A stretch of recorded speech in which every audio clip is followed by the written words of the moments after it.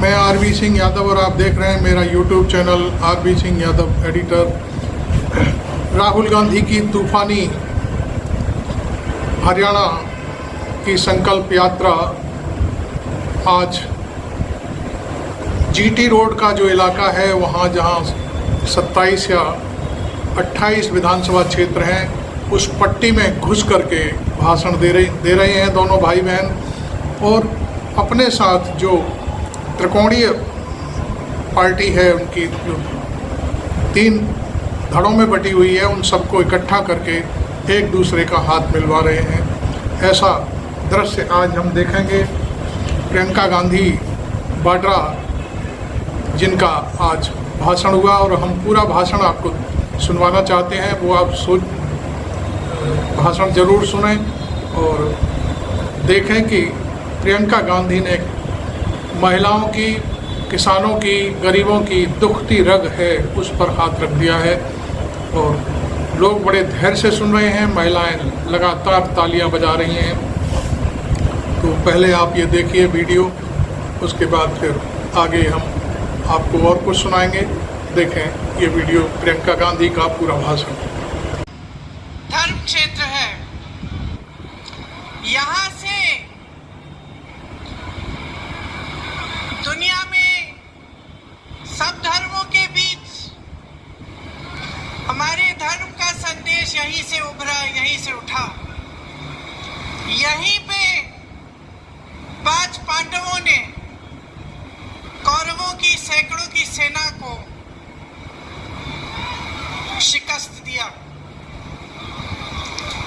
मैं यहाँ आसपास साधना करने आती थी, 11 दिन की साधना होती थी। यहीं से कुछ 45 मिनट दूर होगा, आधा घंटा दूर होगा, और गुरुजी का प्रवचन सुनना था। हर शाम को मौन साधना थी, तो 11 दिन हम मौन रहते थे।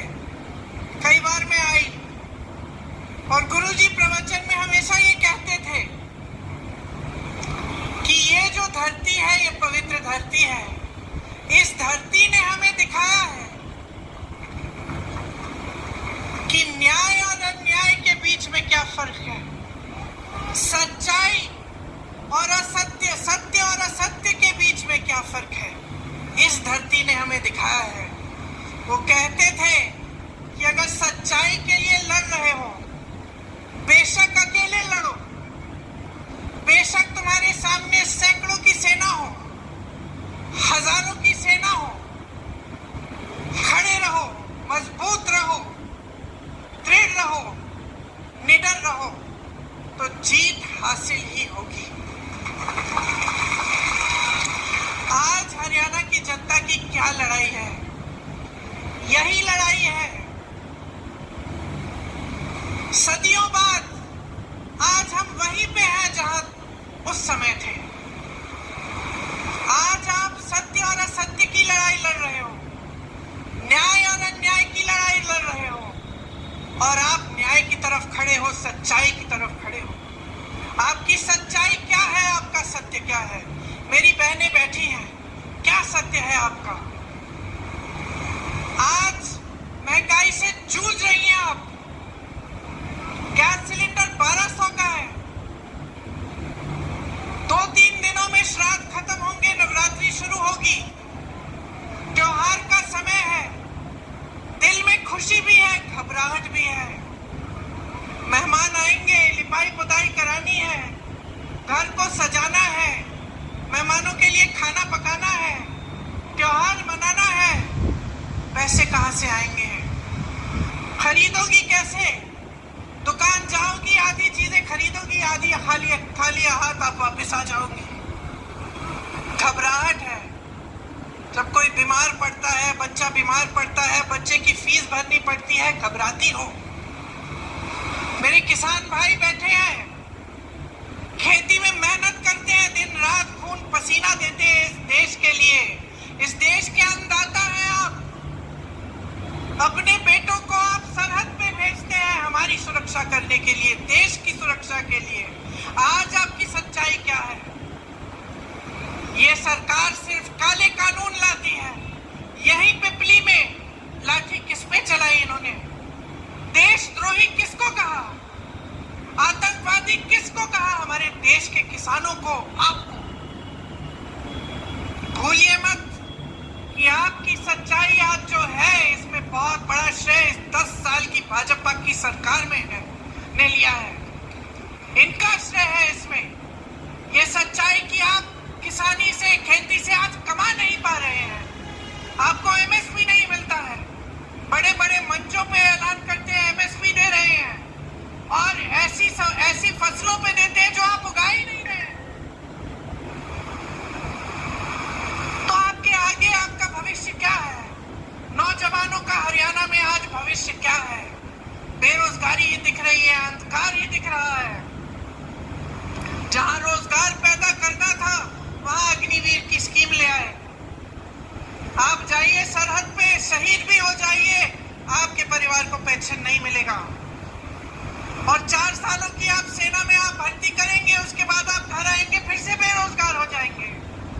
ये मिल रहा है आपको अपनी शहादत के लिए, अपनी मेहनत के लिए, अपने देश के प्रति, अपनी देशभक्ति के लिए। मोदी जी की पूरी सरकार और इस प्रदेश की सरकार सिर्फ बड़े बड़े उद्योगपतियों के लिए चल रही है। अडानी जी, अंबानी जी के लिए सब कुछ हासिल कर सकते हैं, सब कुछ उनके लिए है। उनके कर्ज माफ होते हैं, उनके उद्योग बढ़ाए जाते हैं। आप मेहनत करते हैं, दिन रात पसीना खून बहाते हैं, लेकिन आपकी कोई सुनवाई तक नहीं है। ये पहलवानों का प्रदेश है, किसानों का प्रदेश है, खिलाड़ियों का प्रदेश है, जवानों का प्रदेश है। आपने पाला पोसा है जवानों को, खिलाड़ियों को।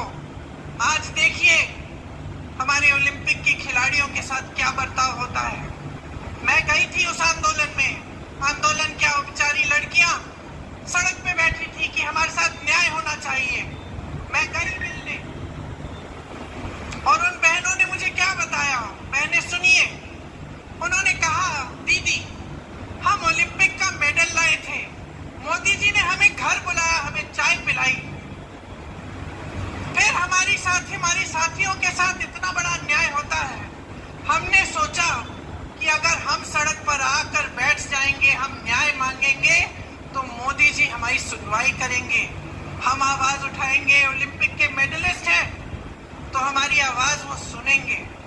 रो रही थी, कहा दीदी हमारे लिए 5 मिनट का समय नहीं था। मोदी जी का घर मालूम है कितनी दूर है उनके आंदोलन स्थल से? उनके आंदोलन स्थल से मात्र 10 मिनट दूर है। गाड़ी में बैठते 10 मिनट में पहुंच जाते। अरे उनको घर बुला लेते, जैसे जब मेडल लाए थे तब बुलाया था। लेकिन कुछ नहीं किया मोदी जी ने, कुछ नहीं किया। ये लड़कियां रोती रही, आज लड़ रही हैं, न्याय के लिए लड़ रही हैं। कांग्रेस पार्टी की उम्मीदवार बनी है विनेश, हिम्मत वाली लड़की है, वो हरियाणा की पहचान है। मैं उसको देखती हूँ, मैं हरियाणा की हर लड़की को देखती हूँ। जब भी उसको देखती हूँ मुझे गर्व होता है। वो जब आई हमसे मिलने, उन्होंने ये नहीं कहा कि मुझे शान चाहिए, शोहरत चाहिए, सत्ता चाहिए।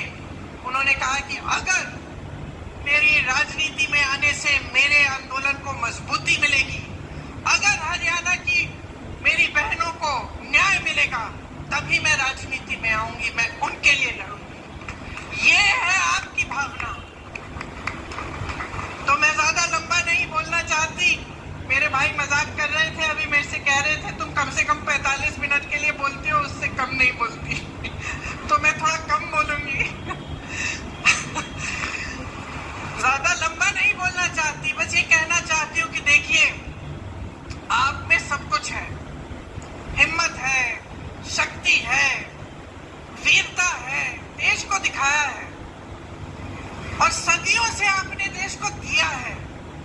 अपना पसीना, अपना खून, अन्न, सब कुछ दिया है। आज अपने लिए हक मांगो, अपना अधिकार मांगो। ये आपका अधिकार है, आपका हक है कि आपके लिए जो सरकार बने वो आपके लिए नीतियां बनाए, कि जो नेता आपके सामने आए सर झुका के आए, छाती वाली बातें ना करें, ये बात करें कि तुम ही मेरे भगवान हो, कि ये पब्लिक है जिसने मुझे बनाया है, और क्योंकि इस पब्लिक ने बनाया है इसलिए मेरा दायित्व है, मेरी जिम्मेदारी है कि मैं इस पब्लिक, यहाँ के किसानों को, यहाँ के मजदूरों को, यहाँ की महिलाओं को, यहाँ के नौजवानों को आगे बढ़ाऊं, उनका विकास कराऊं। और आप में बहुत विवेक भी है, आप पहचान जाते हैं हर चीज। आप आज पहचान रहे होंगे कि भाजपा के नेताओं ने क्या क्या कहा और क्या करके दिखाया।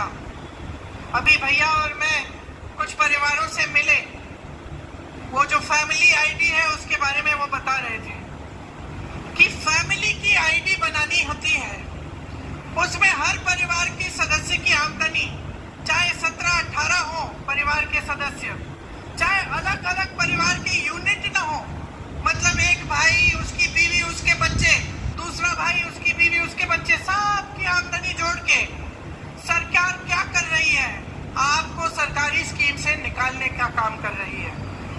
मतलब वो बता रहे थे कि दीदी हमारी सदस्य 4 सदस्य हैं, हमारा ये नया पहचान पत्र इन्होंने बना दिया, अब कहते हैं कि तुम्हारा बच्चा सरकारी स्कूल में नहीं जा सकता क्योंकि तुम्हारी आमदनी बहुत बढ़ गई है। इसी तरह से सबकी आमदनी जोड़ के जो किसान की सुविधाएं हैं, जो मजदूरों की सुविधाएं हैं, सब बंद हो रही हैं। ये सारा काम जो हो रहा है सिर्फ बड़े बड़े उद्योगपतियों की भलाई के लिए हो रहा है, आपके लिए नहीं हो रहा है। अब आंखें खोलो, पहचानो कि सच कौन बोल रहा है, झूठ कौन बोल रहा है। कौन 8000 किलोमीटर इस देश में चलता है इस देश को एक रखने के लिए, और कौन 8000 किलोमीटर दूर दुनिया के हर देश में भ्रमण करता है, लेकिन आपकी समस्याओं को सुनने के लिए, आपके किसानों से मिलने के लिए 5 मिनट नहीं निकालता। पहचान लीजिए कि आज जो आपकी सच्चाई है उसको आप ही बदल सकते हैं। आपका अधिकार है, आपका हक है, और इस संविधान ने आपको ये शक्ति दी है। ये जो गीता में बातें लिखी है सत्य और असत्य के बारे में, सत्यमेव जयते हमारे संविधान में भी लिखी है। समानता की बात, अधिकार की बात, हक की बात, न्याय की बात हमारे संविधान में लिखी है। आपको अधिकार दिया है, आपको वोट दिया है, आप सोच समझकर पूरे विवेक से इस वोट का इस्तेमाल करिए, एकजुट होकर करिए, किसी के बहकावे में मत आइए। ये वोट आपके लिए होना चाहिए, आपके बच्चों के भविष्य के लिए। माताएं बैठी हैं यहाँ, बहनें बैठी हैं, आपके बच्चों के भविष्य को मजबूत बनाने के लिए, आपकी खेती को मजबूत बनाने के लिए। ये जो नौजवान आप सरहद के पे भेजते हैं, इनके पेंशन के लिए होना चाहिए। आप अपने वोट को ऐसा इस्तेमाल करिए कि पूरे देश भर में गूंज उठे कि हरियाणा की जनता ऊब चुकी है, अब एक लहर आ रही है। कांग्रेस की लहर तो है, लेकिन आपके सम्मान की लहर भी है। आपका जो निरादर किया है इस भाजपा की 10 सालों की सरकार ने, आप उनसे न्याय लीजिए। नेताओं, अभी आप प्रियंका गांधी को सुन रहे थे। कुरुक्षेत्र की सभा थी, 4:30 बजे के आसपास का समय था। उनका ये भाषण मैं समझता हूँ लगभग 10-12 मिनट का था, और 10-12 मिनट में ही उन्होंने भारतीय जनता पार्टी की कलई खोलकर रख दी है। प्रियंका गांधी के इस भाषण के बाद भारतीय जनता पार्टी में खलबली मची हुई है, और वो बगलें झांकते हुए नेता सिर्फ और सिर्फ इस तरह की बातें कर रहे हैं कि ये एकता कुछ भी नहीं है। जैसे राजस्थान में हारे हैं, जैसे मध्य प्रदेश में हारे हैं, उसी तरह से हम यहाँ भी हराएंगे। मालूम नहीं अमित शाह का यह बयान